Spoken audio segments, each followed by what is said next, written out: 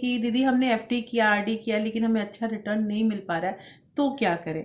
तो क्योंकि ये छोटा सा दिमाग है, इसमें हर चीज हम ना डाल नहीं सकते हैं कि हमारे दिमाग में मतलब ये भी बात याद रहेगी, ये भी बात याद रहेगी। क्या आपके साथ भी यही स्थिति आती है कि सैलरी आने के 10 दिन में ही सैलरी खत्म और हमारी ये स्थिति हो जाती है कि हमें अगले महीने के बारे में सोचना पड़ता है या कहीं से पैसे मांगने पड़ते हैं। क्या यही स्थिति है हमारी, तो जिंदगी कैसे चलेगी ये तो दूर की बात है। अब ये हमारा बाकी का 20 दिन कैसे चलेगा ये सोचना पड़ सकता है।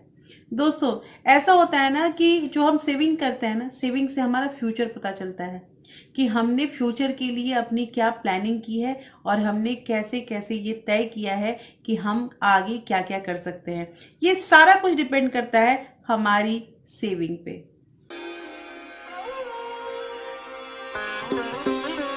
Hello everyone, welcome back to my channel real life with Tuku. कैसे हैं आप लोग? आई होप आप बहुत अच्छे होंगे और सेहतमंद होंगे और आप लगातार मेरी वीडियो के साथ भी बने हुए होंगे। दोस्तों, आज की वीडियो में बात करेंगे कि पैसे हमने बचाए, हमें जैसे जैसे थोड़े थोड़े मतलब जहाँ जहाँ मौका मिलते गए हमने पैसे बचाए, उन पैसों को निवेश भी किया, लेकिन फिर भी कुछ ऐसे जगह हैं जहाँ से हमारे पैसे बच सकते हैं। जानते हैं, ये जो पैसा एक चीज़ होता है ना, जैसे कि मैंने प्रीवियस वीडियो में भी बताया था कि पैसा जो एक एनर्जी होता है और इसे जितना हम मतलब महसूस करेंगे, अपने पास लेना चाहेंगे, उतना ही पैसा हमारी तरफ अट्रैक्ट होता है। ये डेफिनेटली ये बात सही है। ऐसा एक बार आजमाइएगा और ऐसा सोच के देखिएगा कि ऐसा हो रहा है कि नहीं हो रहा है। दोस्तों, आज की वीडियो बहुत इंटरेस्टिंग होने वाली है क्योंकि इस वीडियो में आपको 4 ऐसे नए तरीके बताने वाली हूँ जहां हमारे पैसे बचेंगे, और ये पैसे बचेंगे भी और बढ़ेंगे भी। ये दोनों चीज़ें होंगी ही होंगी, ये तय है। लेकिन दोस्तों, वीडियो स्टार्ट होने से पहले एक नम्र निवेदन है कि अगर आप लोगों ने अभी तक रियल लाइफ विद टुकू को सब्सक्राइब नहीं किया है तो प्लीज़ दोस्तों सब्सक्राइब कर लीजिए अपने इस चैनल को, और साथ में जो बेल आइकन है उसे भी ज़रूर प्रेस कर दीजिएगा ताकि ऐसे ही इंटरेस्टिंग वीडियो के नोटिफिकेशन आपको मिलते रहें।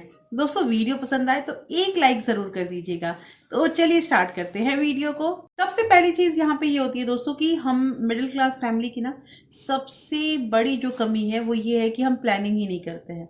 हम किसी चीज़ की प्लानिंग नहीं करते हैं। अब सिंपल यहाँ पे बात हो रही है कि मान लीजिए हमें कहीं घूमने जाना है, या फिर हमने कुछ तय कर रखा है कि हमारा अगले मंथ में या आने वाले 4 महीने में हमें ऐसा करना है। वो प्लानिंग होती ही नहीं है हमारी, और वो प्लानिंग नहीं होने की वजह से हमारे एड़े के डेढ़े पैसे खर्च होते हैं। यहाँ पे एक छोटा सा एग्जांपल, मैं ट्रेन के टिकट और ये जो फ्लाइट वगैरह होता है उसकी टिकट की बात करूंगी कि जैसा कि आप लोग सभी जानते हैं कि अगर हमारी प्लानिंग होती है तो प्लानिंग जो होती है उसके अकॉर्डिंग अगर हम टिकट वगैरह कर लेते हैं तो वो थोड़ा हमें सस्ता पड़ता है।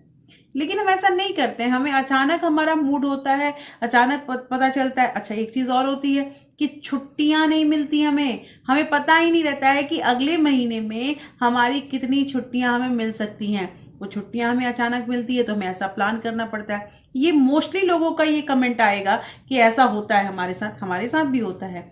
लेकिन दोस्तों, छुट्टियां तो बात सही है, लेकिन फिर भी अगर हमें कहीं जाना होता है ना तो हमें पहले से प्लानिंग करनी चाहिए और टिकट वगैरह करा के रखना चाहिए अगर हम जाना चाहते हैं तो। क्योंकि इसमें पता है, टिकट में फिर अगर वहां पे जाके होटल बुक करना होता है, इन सब में ज़्यादा पैसे खर्च होते हैं। अगर हम तुरंत करते हैं, तुरंत इमरजेंसी में कोई भी चीज़ अगर हम करना चाहेंगे तो वहां हमें एड़ा का डेढ़ा पैसा देना पड़ता है।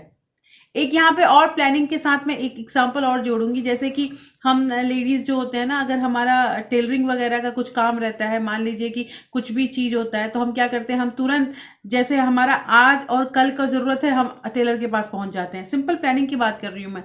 और वहां पे अगर हम स्टिच करने के लिए कुछ भी देते हैं तो वो हमसे क्या करता है, वो हमसे एक्स्ट्रा पैसे चार्ज करता है। इसमें उसकी कोई कसूर नहीं है, कसूर हमारी है कि हमने पहले से अपनी प्लानिंग ही नहीं की थी कि हमें क्या पहनना है और कैसे क्या करना है।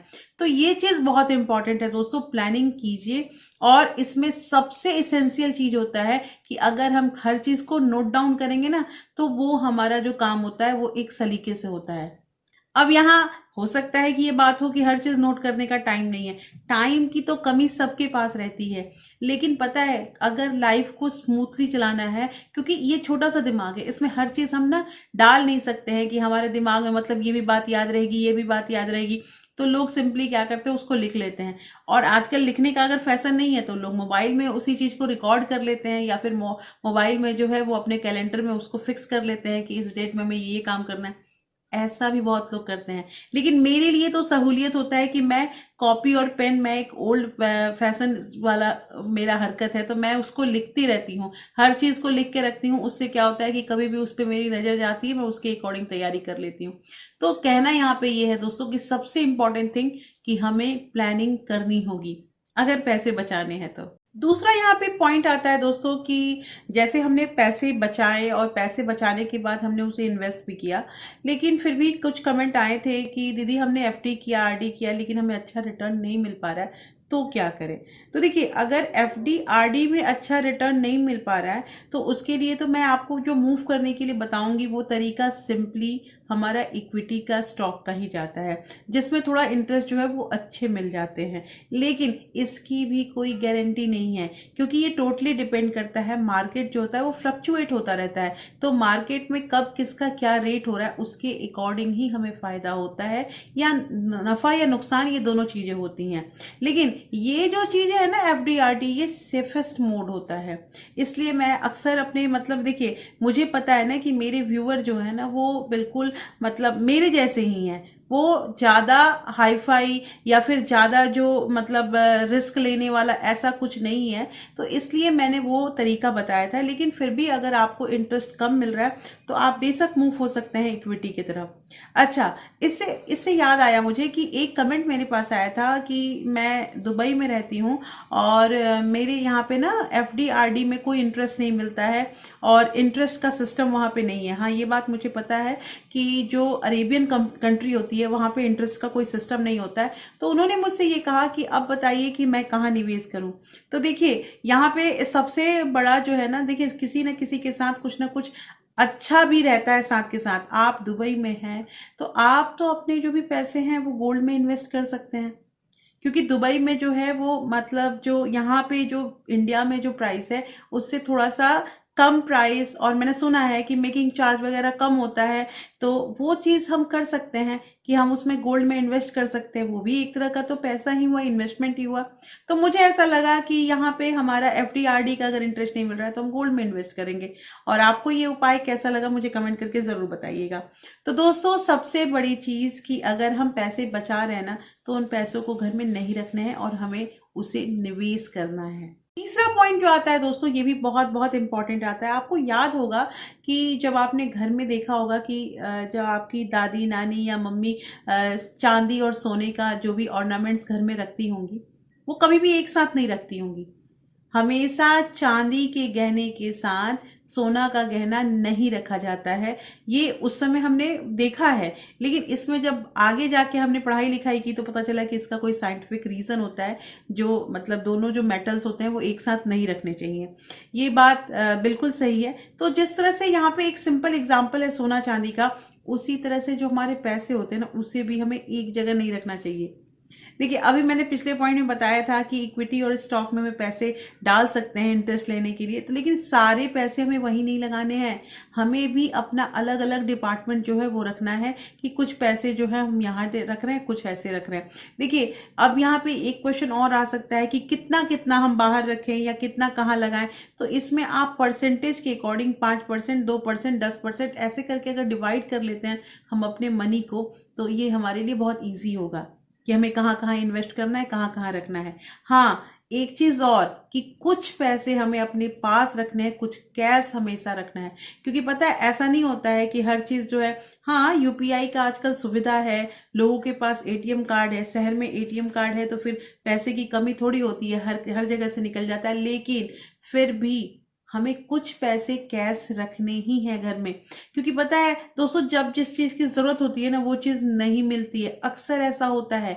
इसलिए हमें अपने पास कुछ कैश पैसे भी रखने हैं और कोशिश करनी है कि अगर हम शॉपिंग करते हैं या फिर ग्रॉसरी लेते हैं या फिर हम सिंपल वेजिटेबल शॉपिंग ही करते हैं, तो उन्हीं कैश पैसों का हमें ज़्यादा इस्तेमाल करना है। लास्ट का पॉइंट यहाँ पे ये आता है दोस्तों कि देखिए, हम 10,000 कमाएं या 1 लाख कमाएं, इससे कोई फर्क नहीं पड़ता है।